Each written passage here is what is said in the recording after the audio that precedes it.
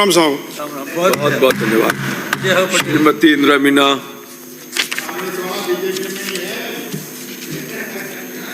माननीय सभापति महोदय, आपने मांग संख्या 3940 पर बोलने का मुझे मौका दिया, इसके लिए आपको धन्यवाद। माननीय सभापति महोदय, मैं बात करना चाहूँगी कि सरकार के गठन के बाद में अभी दिसंबर 2023 में जैसे ही आए, अभी फिर मंत्री जी यहाँ गायब है। आज फिर मैं जब बोलती हूँ जब मंत्री जी नहीं दिखते हैं मेरे को टीवी पे देख, तो मंत्री जी ने टीवी से देख आगे क्या सब देख रहे हो। तो मंत्री जी ने आते ही सबसे पहले कहा कि जो डेपुटेशन पे लगे हुए हैं ये भ्रष्टाचार का अड्डा बना हुआ है। जो लोग 15 सालों से लगे हुए थे उन सभी कर्मचारियों को हटाने का काम किया। उन संविदा कर्मचारियों को हटाने का काम इसलिए किया, उन्होंने कहा कि इसमें सबसे ज़्यादा भ्रष्टाचार हो रहा है। लेकिन उसके बाद आप देखिए अब क्या हो रहा है। 1.25 साल निकल गया, उसके बाद जहाँ मंत्री जी तो ये एक तरफ तो ये बात कहते हैं और जेडीए में डेपुटेशन खत्म कर नियमित भर्ती करने की बात आए दिन करते रहते हैं। उसके बाद वहीं डीएलबी विभाग में 200 मुख्य नगरपालिका अधिकारी के पदों को डेपुटेशन के तहत भरने की तैयारी चल रही है साहब। और डेपुटेशन पे भरने की तैयारी तो चल रही है, अब विभाग की और मंत्री जी की दोनों की मिली भगत है या अलग अलग है ये पता नहीं है। अगर अलग अलग है तो जिस तरीके से किरोड़ी लाल जी ने छुट्टी लिख दी उसी तरीके से इनको भी लिख देनी चाहिए, क्योंकि मंत्री जी हर बार मीडिया को कहते हैं कि ये ऐसा हो जाएगा, लेकिन सिर्फ उनसे उल्टा होता है, उससे उल्टा होता है। आप जोगाराम जी मुझे डिस्टर्ब नहीं करें। एक इंदिरा जी 1 मिनट ठहरो, मेरा समय रोक दिया जाए। फिर आप अपनी आलोचना करें, समालोचना करें, उसमें कोई ऐतराज नहीं। इसमें इस डिमांड में किरोड़ी जी कहाँ से बीच में आ गए? हाँ ठीक है, मैं इसीलिए कहना चाह रही हूँ, जब भी आप खड़ा होते हैं यही कहना चाह रही हूँ, आप आलोचना करो, समालोचना करो। मैं यही कहना चाह रही हूँ कि जिस तरीके से इस तरीके से माननीय मंत्री जी किरोड़ी जी हाउस में नहीं आने दे रहे, हाउस में छुट्टी लेकर बैठे हैं, नहीं आने दे रहे हैं। अब ये भी उसी प्रकार नेता महोदय को भी जानना चाहिए, इनकी सहमति से हाउस ने उनकी छुट्टी मंजूर की है। हाँ, ठीक। तो वो कैसे हमारी सहमति नहीं थी, हमारी सहमति नहीं थी, छुट्टी मंजूर की है। अब या तो मेरा समय रोका जाए या फिर मेरे को बोलने दिया जाए। तो डिमांड पे बोलो, नहीं समय आपका। माननीय सभापति महोदय, इंदिरा जी, देखो मेरा समय या तो रोका तो फिर आप क्यों बोल रहे हो? फिर मेरे समय में आप बोल रहे हो, मेरे समय में आप बोल रहे हो। आपके समय में नहीं बोल रहे, या आपका तो समय रोका जाए या फिर आप मुझे बोलने दिया जाए।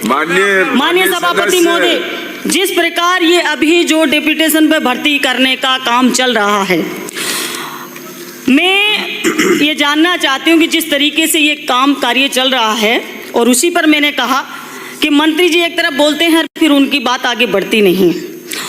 तो डेपुटेशन में कोई मानक निर्धारित नहीं किए गए और बड़े स्तर पर मुझे आशंका है कि बड़े स्तर पर भाई भतीजावाद होने की शंका है इसमें, क्योंकि इसमें केंद्र और राज्यों से भी लोग आयात किए जाएंगे और अपने अलग अलग डिपार्टमेंटों से इसमें लाए जाएंगे, जिसमें शिक्षा विभाग, पशु चिकित्सालय, उन्हीं में बहुत कमी है और उसके बाद भी इसमें लाने की तैयारी चल रही है।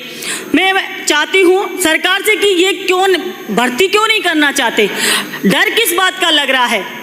क्योंकि डेपुटेशन को खत्म करके वापस डेपुटेशन पे ले रहे हैं, ये सबसे बड़ा मुद्दा है। और इसके अंदर आप बात करते हैं नौकरियां देने की, और नौकरियां डेपुटेशन के माध्यम से आरक्षण को भी खत्म किया जा रहा है, क्योंकि उसमें कोई आरक्षण का प्रावधान भी नहीं है। उसके अलावा उसमें ट्रेनिंग कराई जाएगी, समय खर्च किया जाएगा, पैसा खर्च किया जाएगा, उसका कोई हिसाब किताब नहीं, क्योंकि 1 साल से 4 साल तक ही उनको डेपुटेशन पे रखा जाएगा। तो ये पैसा और समय क्यों बर्बाद किया जा रहा है? ये बहुत सारी चीज़ें हैं, इस पर मैं कहना चाहूँगी कि मंत्री जी अगर मेरी बात सुने तो वो इस बारे में जवाब दे कि ये किस तरह का षड्यंत्र है और ये कहाँ जाएगा। युवाओं के साथ कुठाराघात हो रहा है, भर्तियाँ नहीं की जा रही, और आरक्षण वर्ग के साथ भी कुठाराघात है, जो कि बहुत ही बड़ा चिंता का विषय है कि धीरे धीरे इन चीज़ों को ख़त्म करने का प्रयास किया जा रहा है।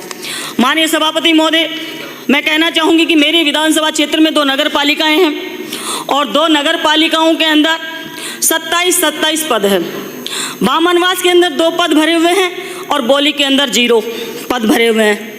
तो मैं कहना चाहूँगी कि इन पदों को भरा जाए, नौकरियां निकाली जाए, भर्ती की जाए, और भर्ती का सबसे मेन डेपुटेशन भी आप कर रहे हो और भर्ती मार्च के अंदर होने वाली इन पदों पर, और मार्च के बाद 2-3 महीने में भर्ती में पोस्टिंग दे दी जाएगी, लेकिन विभाग एक तरफ ये बात भी कह रहा है कि 2 साल तक उसमें भर्ती नहीं होगी। ऐसा क्या कारण है कि 2 साल तक उसमें पोस्टिंग नहीं दी जाएगी?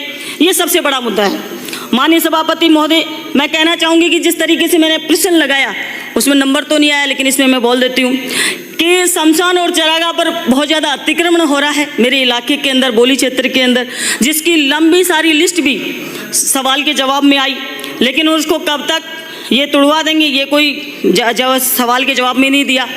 और मैं मांग करना चाहूँगी सदन के माध्यम से कि इस पर कार्रवाई की जाए और धड़ल्ले से जो अवैध निर्माण चल रहे उन पर कार्रवाई की जाए।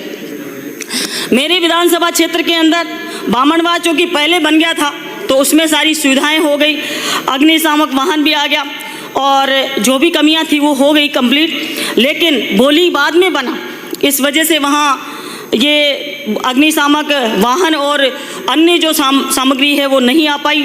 तो उपलब्ध कराने की मेहरबानी करे। और दोनों जगह बिल्डिंग नहीं है, क्योंकि जो हमने किया उसके बाद में जो बाकी काम था वो आने वाली सरकार को ही करना है। सफाई के टेंडरों में बड़ा घोटाला होता है, सवाल के जवाब में बता भी दिया। एक आईडी से दोनों जगह सफाई के टेंडर होते हैं और जांच के बाद में उस ईओ को ईपीओ किया जाता है, 3 दिन बाद में वापस से उसको लगा दिया जाता है वहीं पर, जबकि वहाँ दूसरा आदमी लगा दिया जाता है ट्रांसफ़र करके। 3 दिन बाद में ऐसा क्या होता है, क्या वो सही है जो उसको दोबारा से वहाँ पर लगाया जाता है? और शिकायतकर्ता जब शिकायत करते हैं तो उसमें दिया जाता है मुझे कि हाँ फला फला व्यक्तियों की इतने लोगों की इतने शिकायतें प्राप्त हुई, लेकिन उसका विवरण नहीं दिया जाता। ऐसा क्यों हो रहा है? क्योंकि सब जगह पे उनको बचाने का प्रयास किया जा रहा है, भ्रष्टाचार को ख़त्म नहीं किया जा रहा और उसको बढ़ावा दिया जा रहा है। इससे प्रतीत होता है कि उस कर्मचारी को साल भर वहाँ पर रखा गया और उसके बाद में वो वही काम करता रहा जो पहले करता था, क्योंकि फर्म भी उसी की थी, वो खुद पैसे बांटता था वहाँ पे।